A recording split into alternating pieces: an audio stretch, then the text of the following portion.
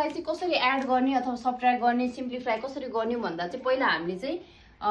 Fraction चाहिँ कुन हो भनेर बुझ्नु पर्यो। अब यो मिक्स फ्र्याक्सन छ, मिक्स फ्र्याक्सनलाई चाहिँ पहिला इम्प्रोपर फ्र्याक्सनमा लानु पर्यो भने इम्प्रोपर फ्र्याक्सनमा लान चाहिँ denominator multiply whole number plus numerator भनेपछि 6 मल्टिप्लाई 3 प्लस 1 बाई डिनोमिनेटर जस्ताको के अरे न्युमेरेटर डिनोमिनेटर जस्ताको तस्तै sorry plus same 8 multiply 5 plus 3 by 8 यसमा ब्रैकेट राखेँ र प्लस 12 मल्टिप्लाई 2 प्लस 1 बाई 12 भनेपछि अब 6 3 जा 18 प्लस 1 19 बाई 6 प्लस 8 5 जा 40 प्लस 3 43 बाई 8 प्लस 12 25 बाई 12। अब हेर्नु पर्यो हामीले यो लाइक फ्र्याक्सन हो कि अनलाइक फ्र्याक्सन हो भनेपछि यहाँ डिनोमिनेटर 6 छ, यहाँ 8 छ, यहाँ 12 छ भनेपछि यो त अनलाइक फ्र्याक्सन। अनलाइक फ्र्याक्सनमा चाहिँ हामीले कसरी गर्ने भन्दाखेरि यो डिनोमिनेटरको चाहिँ एलसिएम निकाल्ने, जस्तै 6 8 र 12 को अब हामीले एलसिएम निकाल्ने। 2 3 जा 4 जा 6 जा 2 3 ले जाँदैन के 3 लाई जाँदैन 2 जा 3 जा भनेपछि 2 3 1 3 भयो 3 1 1 1 भनेपछि यसको एलसिएम चाहिँ 3 2 जा 6 6 2 जा 12 12 2 जा 24 भनेपछि देयरफोर एलसिएम इक्वल टु 24 भयो। 2 4 8 8 3 जा 24 भनेपछि अब हामीले गर्न पर्यो इक्वल टु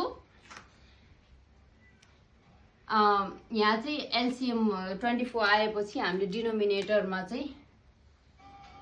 24 लेख्ने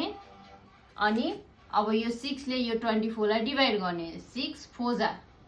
24 भनेपछि मल्टिप्लाई गर्ने 19 प्लस 8 ले 24 लाई डिभाइड गर्ने भनेपछि 8 3 जा 3 मल्टिप्लाई 43 प्लस 12 ले 24 लाई डिभाइड गर्ने भनेपछि 12 2 जा 24 2 मल्टिप्लाई 25 लामो भयो। अब यसको इक्वल टु 19 मल्टिप्लाई 4 गर्दाखेरि 9 4 जा 36 को 6 3 4 जा 4 76 प्लस 3 3 जा 9 4 3 जा 12 प्लस 50 बाई 24 इक्वल टु अब यो तिनटै एड गर्ने भनेपछि 76 50 6 7 12 126 आयो 126 प्लस 129 भनेपछि 15 को 5 1 5 2 225 बाई 24 भनेपछि यसरी चाहिँ हामीले यो